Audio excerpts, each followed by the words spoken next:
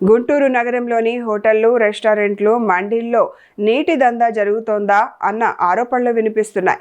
తాగునీటి విషయంలో కొందరు వ్యాపార సంస్థలు వినియోగదారులకు ఇబ్బందులు కలిగిస్తున్నారనే ఫిర్యాదులు వస్తున్నాయి. కుటుంబంతో కలిసి హోటల్, రెస్టారెంట్కు వెళ్లిన సమయంలో ఉచితంగా ఫిల్టర్ వాటర్ అడిగితే కొందరు సిబ్బంది వాటర్ లేదు, నాణ్యత ఎలా ఉంటుందో తెలియదు అంటూ సమాధానమిస్తున్నారని వినియోగదారులు చెబుతున్నారు. దీంతో ఉచితంగా అందించే తాగునీటిపై కూడా అనుమానాలు వ్యక్తమయ్యే పరిస్థితి ఏర్పడుతోంది ఆవేదన వ్యక్తం చేస్తున్నారు. మరోవైపు నగరంలోని కొన్ని ప్రాంతాల్లో నాణ్యత, అనుమతులకు సంబంధించి సందేహాలు ఉన్న వాటర్ బాటిళ్లను విక్రయిస్తున్నారనే ఆరోపణలు కూడా వినిపిస్తున్నాయి. కొన్ని మండీల్లోనూ కస్టమర్ సౌకర్యాల కంటే వ్యాపారానికే ఎక్కువ ప్రాధాన్యత ఇస్తున్నారనే విమర్శలు వస్తున్నాయి.